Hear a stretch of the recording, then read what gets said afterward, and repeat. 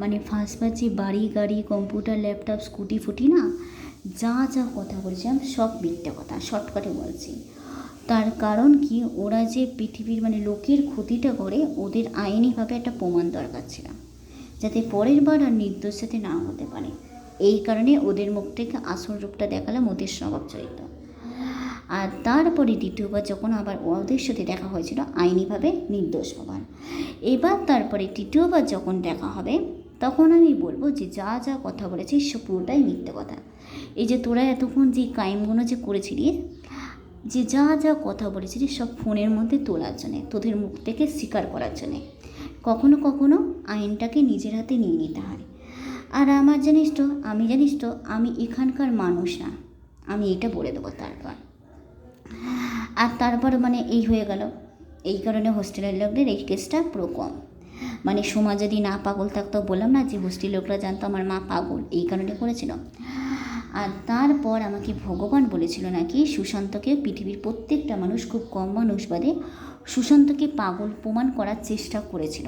ও নাকি ডায়লগ মুখস্থ করে বলে ওকে কেউ পাগল করতে পারেনি। ওকে তাই সুশান্তকে বলেছিল মানসিক রোগী, সাইকোলজি পেশেন্ট, নার্ভের সমস্যা ইত্যাদি। ওই যে বড় হয়ে সুশান্তর মা মারা যাবে না, বড় হয়ে ঘর বাইরে সুশান্তকে মার্ডার করবে, ওকে সুসাইড করতে বাধ্য করবে, আর মানে প্ল্যান করে ওই কারণে কথাটা ঘুরিয়ে বলেছিল ভগবান। আর আমার বাবা ভগবানকে পুজো করতো, অভিক আমার মানে বিয়ের পর যে আমার ক্ষতি করতো না, ওই স্কুটি ল্যাপটপ কম্পিউটার সব ঘুরিয়ে বলেছিল। ঠিক আছে, এবার বলছি, এবার আমি মেন পয়েন্টটা আসছি। এবার আমার যখন হোস্টেলে থাকতাম, হোস্টেলে যখন আমি থাকতাম, আমার কোনোদিনও বয়ফ্রেন্ড গার্লফ্রেন্ড ছিল না। এবার সুস্মিতা পাল কোনোদিনও জানতো না যে ওই ওম শান্তি ওমের বইটা আছে না, কোনোদিনও সুস্মিতা পাল ঘরের খবর কিন্তু জানতো না। আমার বোনও জানে যে সুস্মিতা পাল যবে থেকেই জন্মেছে ও আগুন দেখলে ভয় পায়, জল দেখলে ভয় পায়, ওপর থেকে নিচ দেখলে ভয় পায়, ও এইগুলো একদম সহ্য করতে পারে না। এটা আমার বোনও জানে যে আমি কোনো মিথ্যে কথা বলছি না। ওই কখনোই ও সিরিয়াল দেখে কোনো দিনও শিখিনি। ও ছোটোবেলা থেকে আমার বোন জানে যে মা বাবা দাদা দিদি ওইভাবেই ডাকে, যে কোনো মানুষ মারা গেলে ও ওইসব দেখতে পায়। এটা আমার বোন ছোটোবেলা থেকেই জানে, এমনকি সবাই জানে যে সুস্মিতা পাল ছোটোবেলা থেকেই খুব দয়ালু। আর বিশ্বাস না হলে তার প্রমাণও আছে, সুস্মিতা পাল জানতো না যে রাধাকৃষ্ণ রুক্মণী। ঠিক আছে, এবার আমি বলছি যে ভগবান আমাকে বলেছিল নাকি আগে থেকেই বাসের মধ্যে লিখে রেখেছিল, ওই পকেট মার ওইগুলো লিখেছিল না, ওইগুলো নাকি সুস্মিতা পালকে পালকে বলেছিল ঘর বাইরে পৃথিবীর প্রত্যেকটা মানুষ, খুব কম মানুষ বাদে। সময় ডাকতে লিখেছিল পকেট মারটা কি শারীরিক সম্পর্ক, চুরি করা শারীরিক সম্পর্ক। ঠিক আছে, এবার আদ্যাপীঠে রাধাকৃষ্ণর মন্দিরটা আছে। ঠিক আছে, আর তারপরে হাতিয়ারায় আসবো, এটা আগে থেকেই জানতো। হাতিয়ারায় কেন আসবো সেটা আমি বললাম না যে আমরা যখন মানুষের জন্মগ্রহণ করি, আমরা আগেও জন্মগ্রহণ করতে পারি। আগে কখন জন্মগ্রহণ করব? অন্যের পেটে জন্মগ্রহণ করব, এই রূপে বন্ডরূপে। আবার তার পরেও জন্মগ্রহণ করতে পারি, বা মরে যাওয়ার পরেও জন্মগ্রহণ করব, এই রূপে বা অন্য রূপে। মানুষের যখন জন্মগ্রহণ করব তখন কিছু মনে থাকবে না। ফার্স্টেই বললাম যে সুস্মিতা পাল এখানকার মানুষ না। মনা যেই বাড়িতে জন্মগ্রহণ করেছিল সেই বাড়িতে আমাকেই পাঠাতো। ওরা এইসব নিজের বোন হলে নিজের বোনেরও ক্ষতি করতো। আর অভিজ্ঞরও ঠিক তাই, আর দোষ করে দোষ কাটায়। তারও প্রমাণ আছে আমি এখানকার মানুষ না, আমি হলো স্বর্গের মানুষ। আমার গাছবন্ধু, ময়ূরবন্ধু, হাঁসবন্ধু, কুকুর, সূর্য, তারা ওইখানকার মানুষ। এটা ফার্স্টে আমি বলে দিয়েছিলাম, আর ভগবান প্রমাণ সহ রেখেছে। এমনকি সুস্মিতা পাল মিথ্যে কথা বলবো না, মানে কোনটা মুখ্যমন্ত্রী কোনটা প্রধানমন্ত্রী ঠিক মতন কোনো নেতাদের ছিল না। সুস্মিতা পাল কারোর মনে যেটা বলে না, সুস্মিতা পাল ওই মুখোশ করে থাকে না, ওপেনলি বলে দিল। ঠিক আছে, এবার তারপরে ঘটনাগুলো হয়েছিল, ভগবান আমাকে আড্ডাপিতে কখনোই পাঠাতো না। এবার তারপরে বাগবাজারে পড়তে অনেক বছর পর ছেড়ে দিলাম। তারপরে বাগবাজারে আসলাম। না তার আগে বললাম না যে আমার যখন পায়খানা পেয়ে গেছিলো তখন খুব জোরসে তখন করে দিয়েছিলাম, তখন মানে ভয় পেয়ে গেছিলাম বলে তাই। এবার তখন আমার শরীরটা খারাপ ছিল, ভগবান আমাকে দেখালো না একটা শ্বেতপাথরের ঘর আছে, মানে হাতিয়ারায় যে ঘরটা দেখেছিলাম সেই ঘরটাই রেখেছি।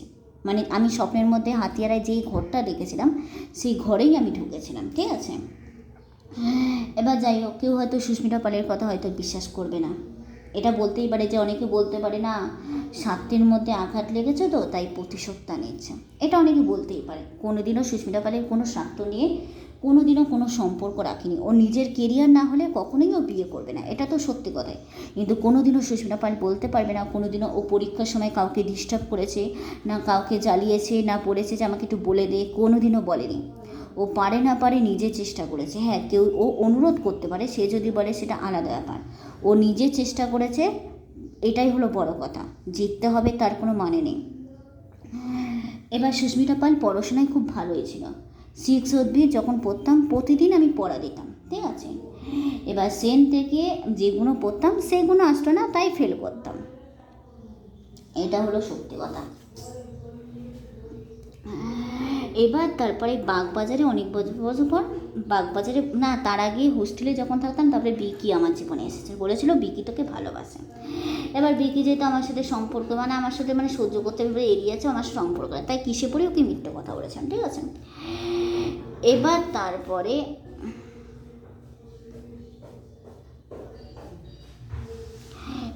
তারপরে এখানে অনেক বছর পর এবার বাগবাজারে আসলাম।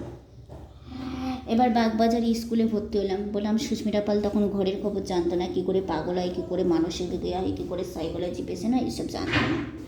আগে থেকেই নাকি ঘর বাইরে নাকি মিলিত ছিল, এটা ভগবান আমাকে বলেছিল, মানে ছোটোবেলা থেকে। হ্যাঁ, এবার বাগবাজারে যখন ভর্তি হয়েছি, বাগবাজারের লোকরা থেকে ম্যাম থেকে এটাকে আমাদের উপর অত্যাচার করতো, মানসিক টর্চার করতো।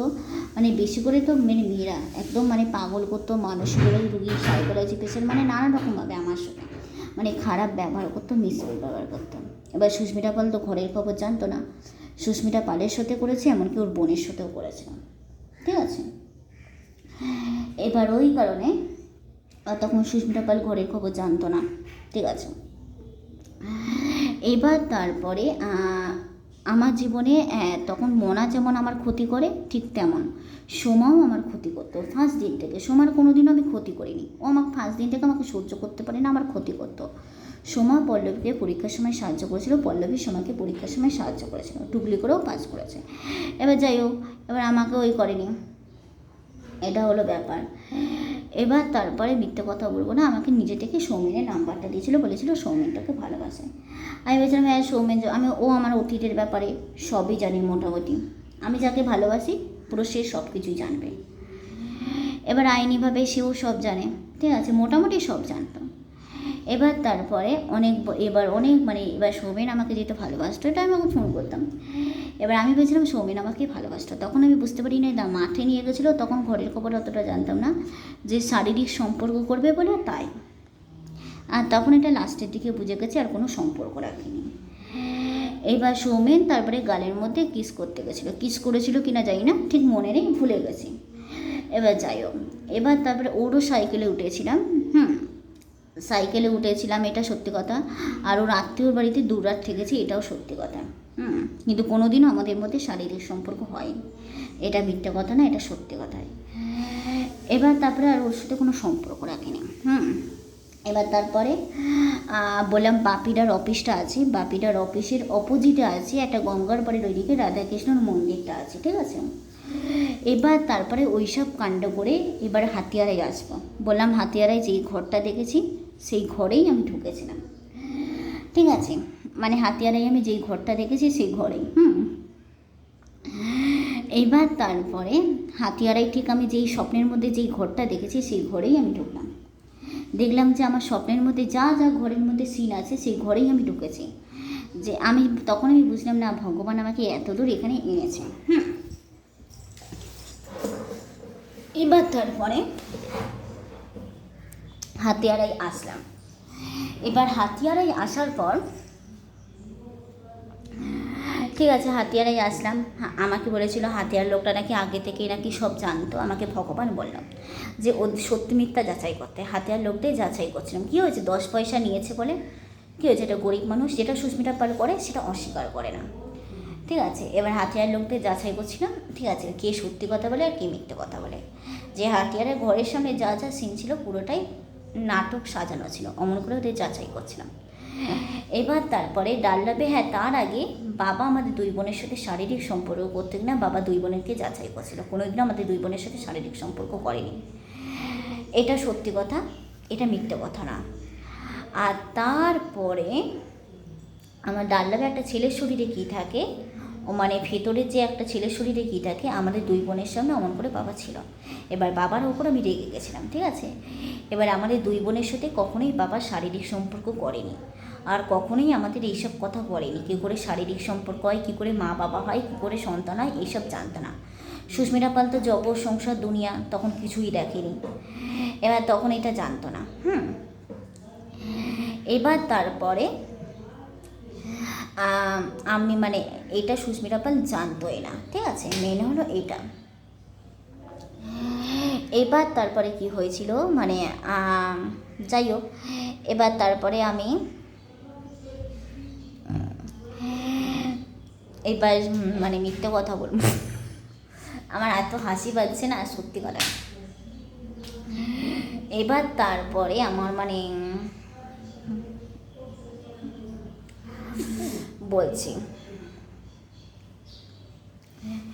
এবার তারপরে হয়েছিল হাতিয়ারায় ওইসব কাণ্ড করে, মানে হাতিয়ায় যখন থাকলাম, ঠিক আছে, অমন করে ওদেরকে যাচাই করছিলাম, এ করতাম, তারপরে আগুন দিয়ে পুড়িয়ে ফুড়িয়ে পুজো করেছি ভগবানকে, যেমন করে শর্টকাটে বলছি, ঠিক আছে।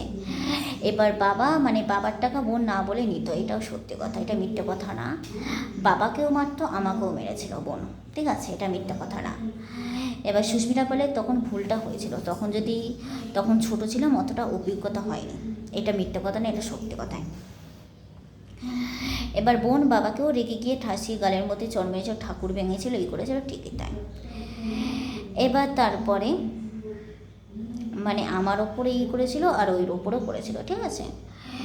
এবার মানে আমাদের দুই বোনের ওপর মানে করেছিল, মানে বোনও রেগে গিয়ে ঠাকুর ভেঙেছিল, বোন